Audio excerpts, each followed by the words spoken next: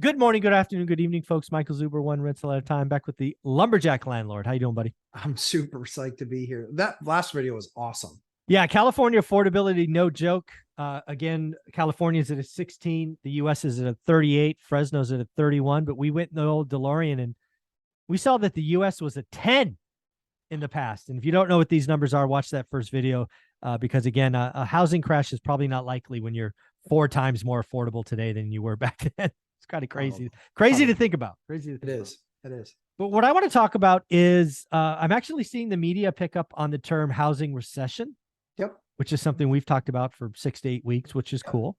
Yep. I actually think it's probably better termed housing depression, but I won't quibble. Yep.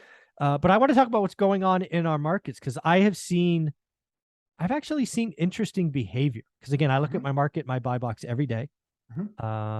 I saw some noticeable changes post July 20th.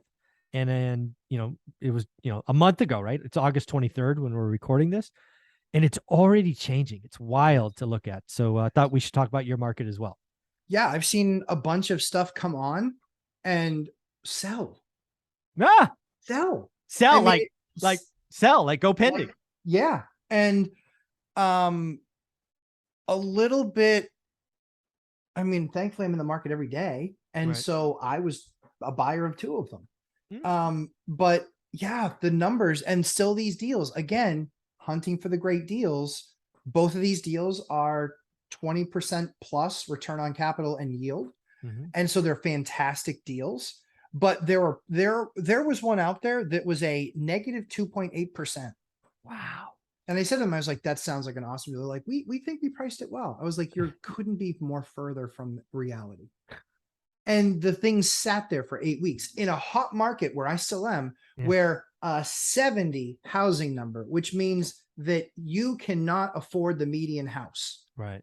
It means your median income is at a 70, a median house is at 100. That's how Right. far you off. So you're only buying sub-median homes. That's Mhm. where I think in my market, that sub-median market, I think is where people are going to only be able to buy. Wow. I think the high stuff, I think the move up buyer, I think all that stuff is gone. And we're seeing stuff start to sit, these 1,600 square foot brand new construction, $750,000 Oh, homes. yeah. When 3 years ago, that home was like a $400,000 home. Nah. Nope. Yeah. That's the stuff that's going to literally sit and sit and sit and sit and sit. Yeah. So kind of in my market, it almost went exactly how I expected, right? I talked about July 20th being the date, National Association Realtors, really Sure. housing Sure. transaction crash.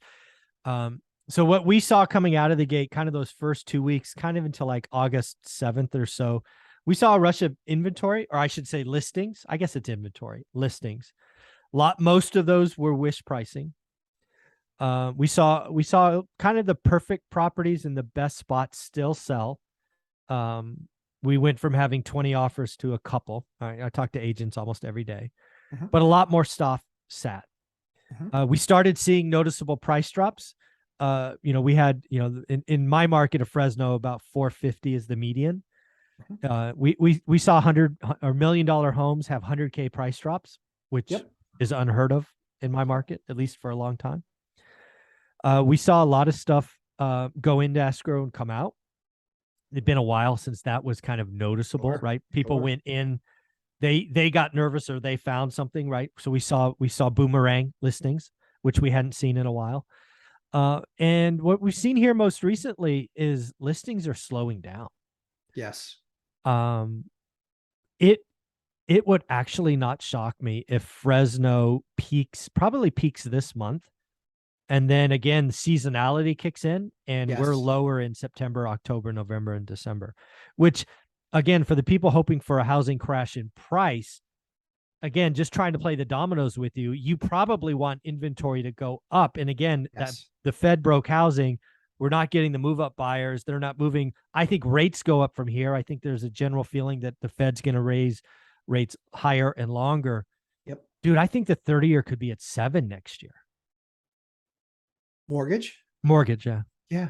Oh yeah. I don't just, yeah. And it's just going to all just slow. So I think we're going to go from talking a housing recession to a housing depression. Builders are going to get slowed down on purpose. I talked to Greg Dickerson yesterday. Real estate agents are going to make a heck of a lot less commission. You're going to have to find the motivated sellers. They are out there. They're just hard to find. Yeah, it's just going to be an icky real estate market, I think. I mean, I remember how 07, 08 felt. It was not yummy. It was gross. Like, people were miserable. And, the foreclosures and things like that. I think the nice thing is that we're not getting anywhere near the number of foreclosures. We averaged almost 300,000 a month back then. Yeah. We're not going to get anywhere near that. I mean, not even close. And quite frankly, the stuff that's coming on the market that's foreclosed on is garbage. It is because they all have equity.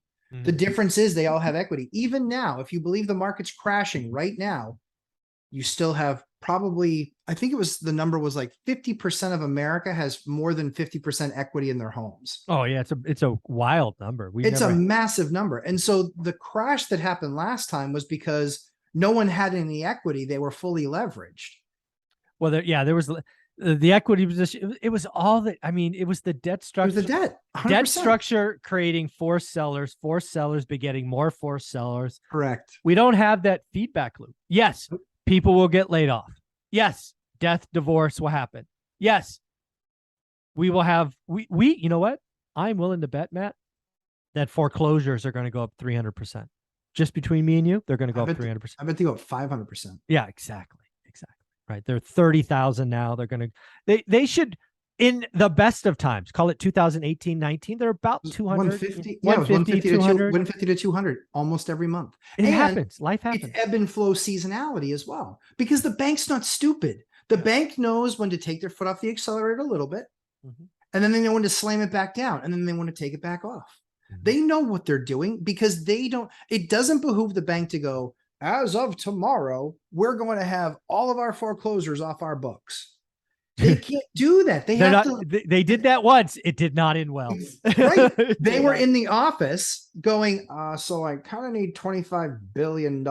Yeah, my reserve account is not doing so well. Exactly. So that's going to be a slow, steady, right?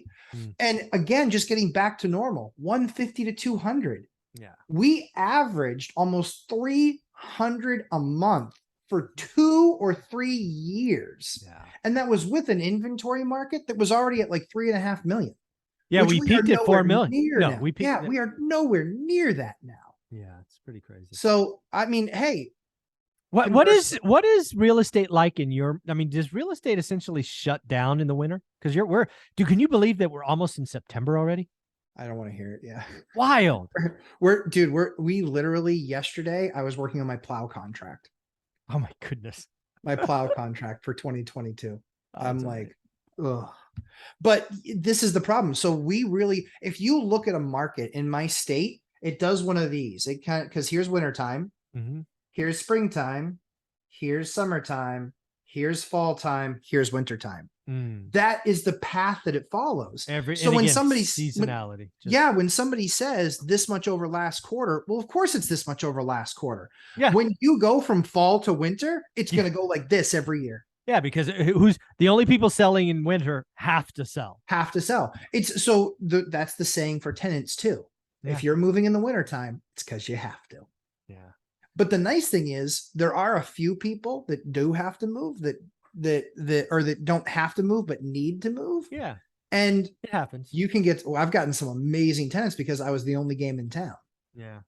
That was it. When you look back at your career, do you notice that you get great deals between Thanksgiving and New Year's, or is it not meaningful? It is. So the best deals that I get, seemingly the ones that I track, or the one that I kind of find the most, are January and February. And is that the coldest time in New Hampshire? It's when there's usually a foot of snow on the ground. Yeah. So for me, it is definitely, I mean, Christmas time.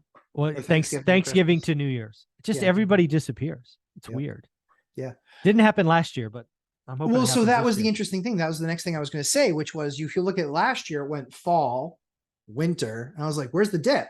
And then it went spring, and you're like, dang, missed it.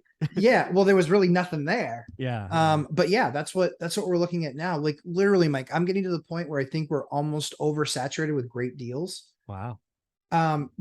Because, you know, we did 10 last year.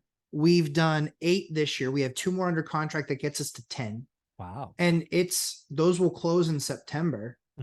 We still might likely get another transaction or 2. I might just do 1 just so I can say I did more than last year. Yeah. And You're it might so just competitive. Yeah, with myself. Yeah, Exactly. Yeah.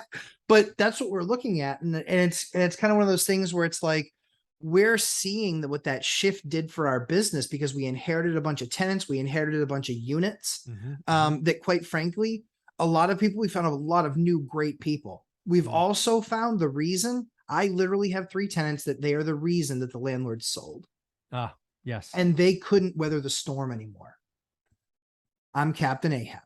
It's not going well for you. But the best part, Mike, I don't even know what that means. Yeah. Because I didn't go to high school and I didn't read Moby Dick. So I don't even know what that means.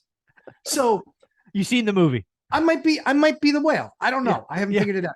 There But either way, I got staying power. Those 3 people are going to be gone. And that shifts the complexion of those 3 buildings.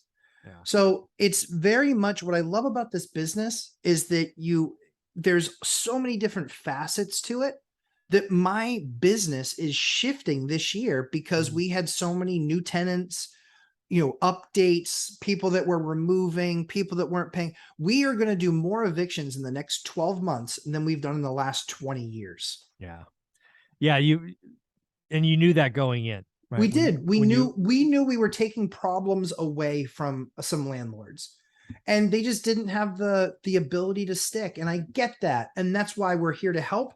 I got a deal. They got their exit. Honestly, I followed up with all of them and they're all like, thank God. Exactly. They're like, oh, thank God. And literally, and I send them paper. I'm like, here it is. It's all executed and done. The apartment's empty. There you go. Well, this is a lot of fun. I thank you so much for giving us your time. How's your little one doing? She's doing awesome. Eliana had a set of clean scans August 1st. And so we had talked about that a little bit.